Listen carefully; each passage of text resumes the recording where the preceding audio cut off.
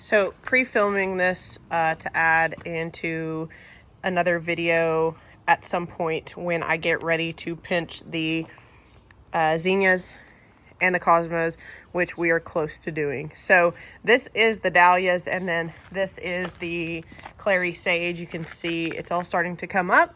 A lot of germination has happened over the last couple weeks, but something that I wanted to show was the pinching of the dahlias. So I pinched the dahlias yesterday. I was just out here and I can't do a whole video on pinching dahlias. So I decided to go ahead and do it and not film it. But what happens is these dahlias have two sets of leaves. So I went in and I just cut the main stalk right there.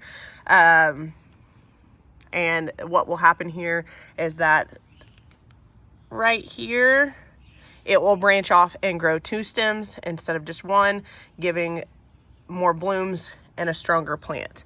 So all of the cuttings that I took yesterday, the tops, I just put them in some rooting compound and then stuck them in the soil. This one's a little bit leaning. We got some rain last night, so they were a little bit droopy yesterday, and then we got some rain last night and they pretty much all perked up. So this is a total experiment. I've never tried to root dahlia cuttings before, but I did. Again, I dipped them in some rooting hormone and they are all totally perked up and honestly looking pretty good. So this is a cutting right here, this is a cutting right here, this is a cutting there, right there, and right there as well. And then there's a couple back here that I was just showing, but I just decided to go ahead and do this yesterday, and I know people will want to see how to pinch the dahlias back.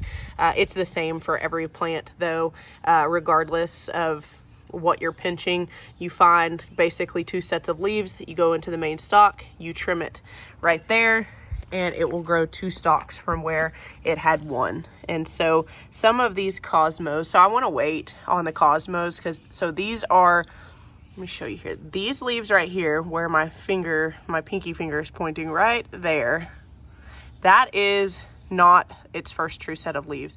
These are their first true sets of leaves. So I'm going to let these get a little bit bigger because not all of them are the same. And then once they get their second set of true leaves, which this has, but once it grows up a little bit taller, I will go in and pinch that off and force it to send out two new shoots. But just waiting until they all get roughly big enough for me to be able to pinch all of them at the same time. So the amaranthus, so you can see there's some there in the cosmos. There's one right there, down there. The amaranthus seed is so small. And I think the wind, either the wind or the water blew them around because the germination, where I actually germinated them, is pretty spotty. But you can see them over here. And there's one up here, which I did not put any right there. So sometimes those really small seeds are hard to keep in place when you're watering and when you live in a place where it is windy. I guess I'll just go through some of this actually because it will be a good, by the time I get the other pinching video out and add this video into it, there will be quite a bit of growth, so it'll be good to go back and look. This is nasturtium, and there are some still germinating, like right there. That one's germinating. There's a little guy right there. So some of them are a little bit farther behind. There's a cosmo right there, a cosmo right there. Cosmos self-seed, so these are probably from my cosmos last year. Got a cosmo right there. So I'll be curious to see what color these come up. There is a nasturtium right there coming out. Back there, those little bitty tiny germination seeds that you see there, that's royal carpet or royal dwarf alyssum. I finally found some bee balm. So this is Monarda, also known as bee balm, and I did seed some bee balm, and you might notice, or you might have seen in a previous video that I did throw down some Monarda seed. It is supposed to be cold stratified. I did not get any germination, at least as of yet, on the bee balm. So I guess that is something that really truly does need to be cold stratified. But I'll show you the yarrow and some of the other cold stratified options that I did not cold stratify that worked out perfectly and are germinating. This is a dwarf goldenrod right here. sometimes I just go to the nursery and can't resist picking up some things. And I really wanted some Monarda for the bees.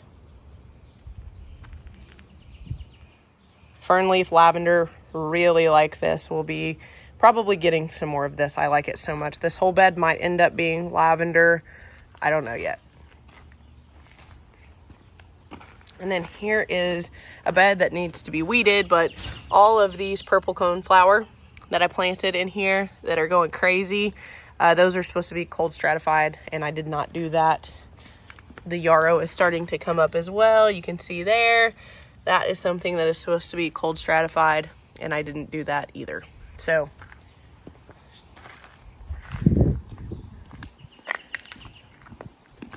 plants that I really need to get in the ground that I pulled up when we were doing some of the stuff in the backyard. Some ever-bearing strawberries here. Some peppers that I need to get in pots. I want to control the moisture. These beds hold moisture really well.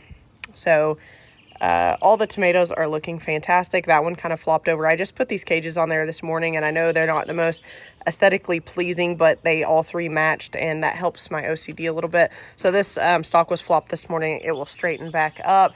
I have some purple sage that came back from last year. Smells so good. And then these guys. So these are coming up all in this bed, just this bed. You can see there's one right there, one right there, there. You can see some that have gone for it and are done, some right there. So I forget what these are called. I looked it up. I'll put it on the screen here below, but they're natural. They're good. They're basically like some fungi that grow off decomposing material, which is a good thing. So I just leave them. They do stink though, and the flies love them. The fig tree is doing really awesome.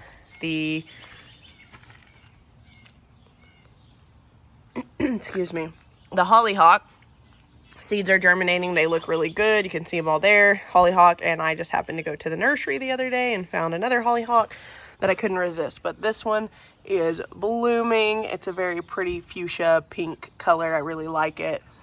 That one has some dark veining in it. Again, purple pink fuchsia color. That's my jam. You guys know that. This one's getting ready to explode into bloom.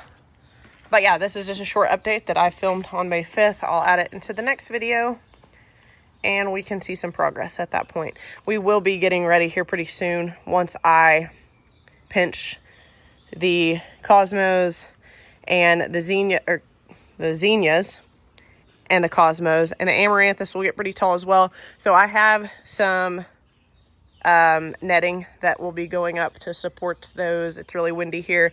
I didn't do that last year, and the zinnias got big enough where they started to kind of flop, and we're having a little bit of trouble staying up.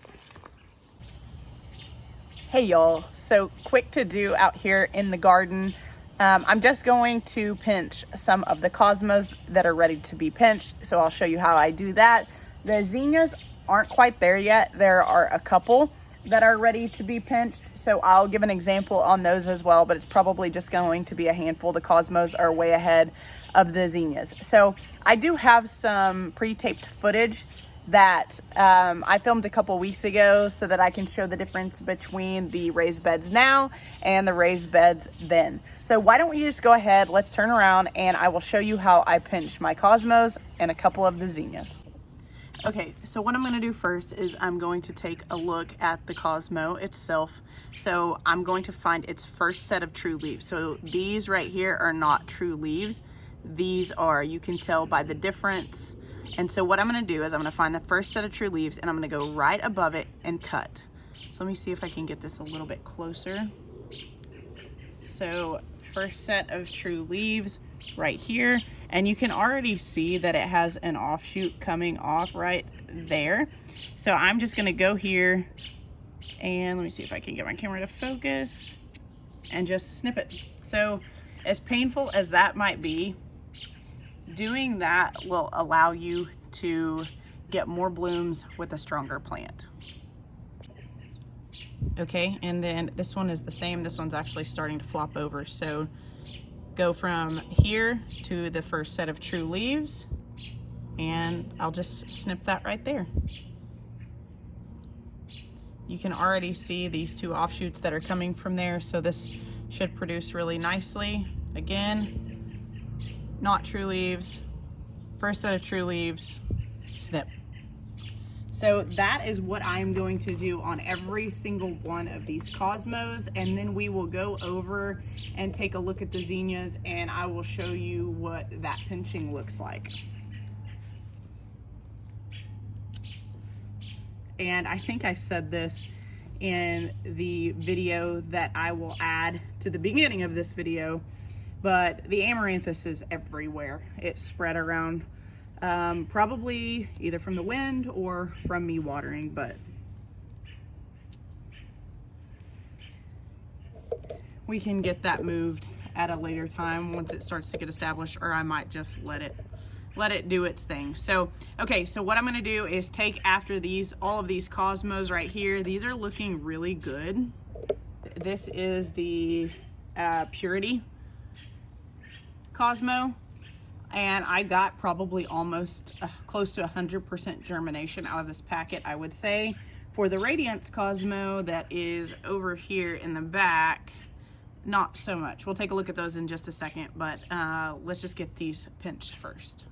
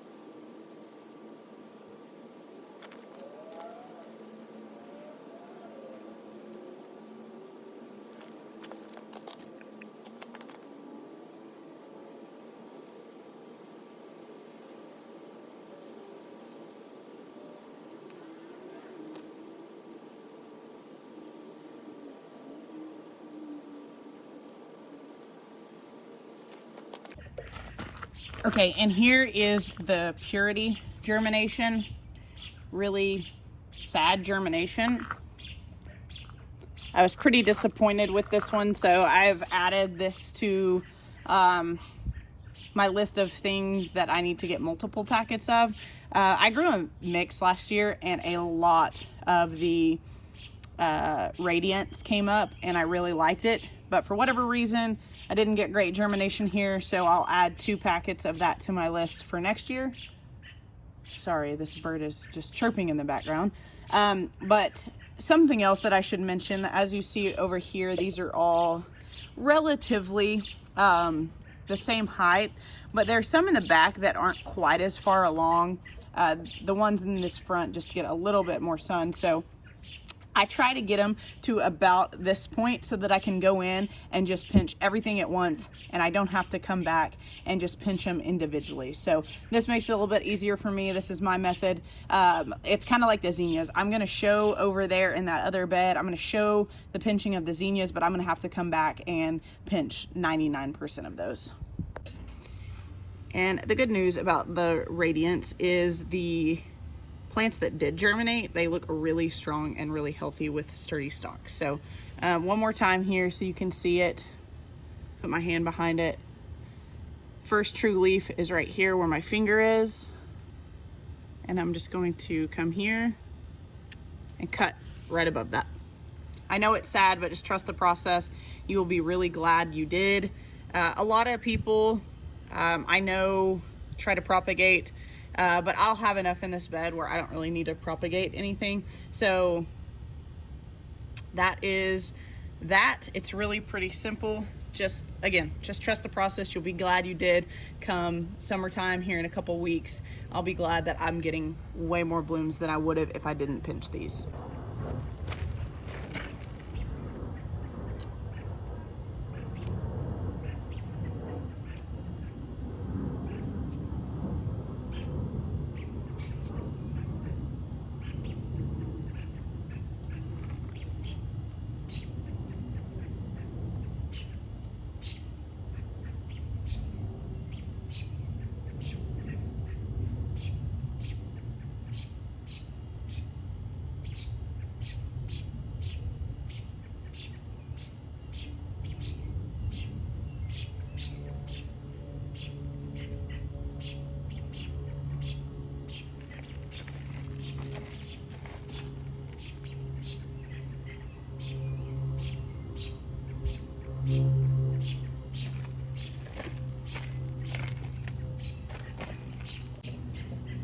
Okay, and so I am going to do the same thing to the zinnias here.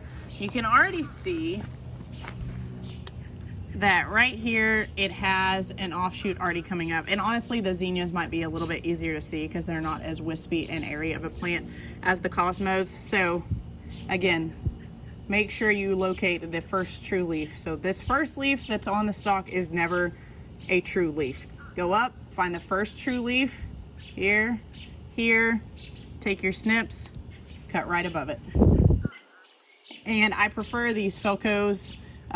This is not a sponsored ad by any means, but I will put the link for these either in this video itself on the pop-up over here in the corner, or I will I will link it down below. It's always linked. Not a sponsored post, but I do really like these for not only cut flowers and using these to cut angles on the ends for arrangements, but I like to use these to pinch as well.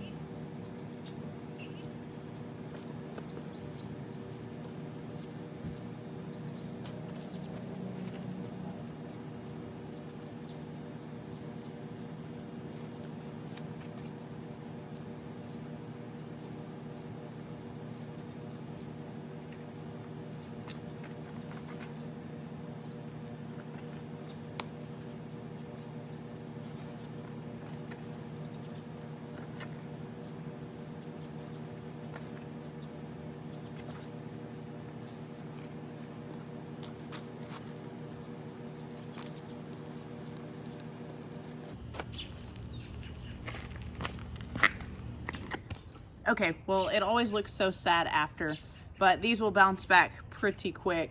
And as I am pinching all of these, I realize how much stuff that I need to weed. So I'm going to do that. But before I do, let me show you the dahlias that I pinched back about 2 weeks ago at this point.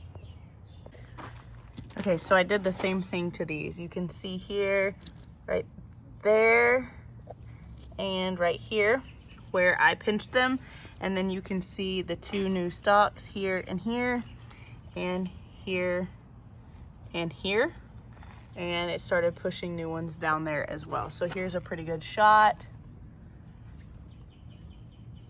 Pinch, new offshoot, and it is the same for all of these. This one's a little bit further behind.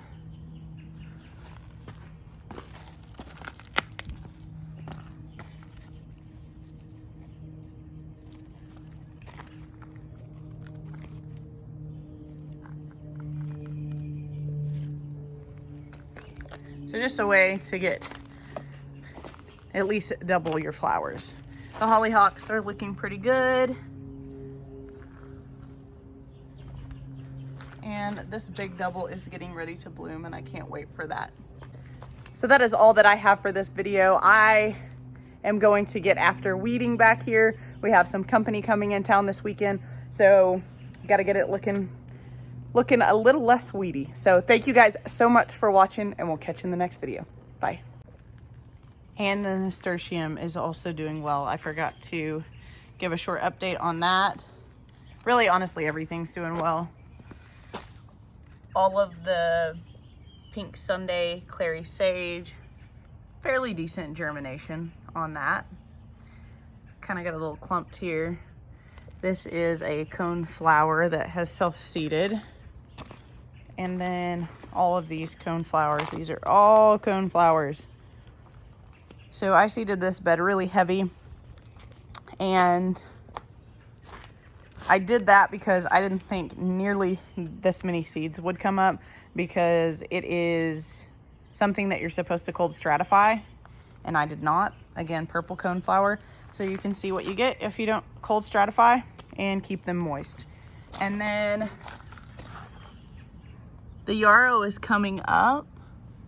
You can see here. And that is also cold stratification, and I did not do that. It is spotty germination, but germination nonetheless. So